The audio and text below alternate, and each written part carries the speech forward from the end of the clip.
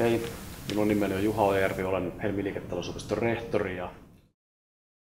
Vastuullisuus läpileikkaa kaiken Helmen tekemisen ja siihen pyritään, että vastuullisuus olisi luontainen osa kaikkea arkipäiväistä tekemistä.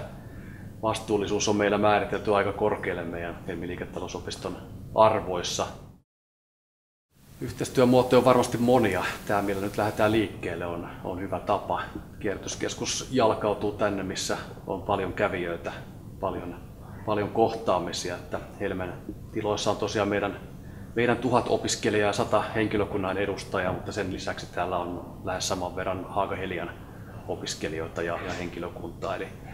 Eli se, että kierrätyskeskus on paljon näkyvillä tämmöisessä luontaisessa arkisessa ympäristössä, niin luo mun mielestä hyvän pohjan yhteistyölle. Ja odotan itse asiassa aika paljon tätä kierrätystempausta ja varmasti sen jälkeen sitten keksitään uusia tapahtumia ja yhteistyömuotoja. Se on toki päätavoitteemme tässä näin, että rakkaat kilpakumppanit pitää saada tällä sektorilla päihitettyä. Me tullaan tähän tempaukseen nyt viimeisenä mukaan, että siellä on SAK ja Perho tehneet oman osuutensa.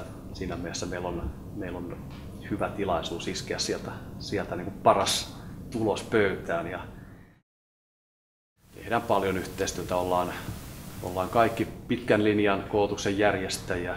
Me taidetaan olla nuorin koulu. Meillä tuli ikämittarin 70 vuotta ja Perho täytti 80, SAK taitaa on pitkät toistasataa vuotta vanha koulutuksen järjestäjä, toimittu tällä samalla alueella ja hyvässä yhteistyössä.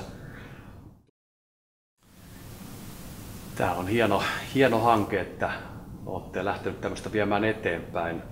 Se aina vaatii tämmöisen hankkeen tekeminen taustalle paljon työvoimaa, mitä ei siinä itse hankkeen tekohetkellä ehkä enää muisteta, mutta siellä on paljon työtä, paljon suunnittelua taustalla ja ilman sitä tämmöisiä tapahtumia ei koskaan tulisi. Ja täällä taustalla olleet opiskelijat on ollut ihan keskiössä ja voin sanoa, että ilman teitä niin ei varmasti oltaisi tässä eikä yksikään meidän kilpailun osallistunut koulu olisi tällä laajuudella pystynyt näitä asioita viemään eteenpäin. Iso kiitos.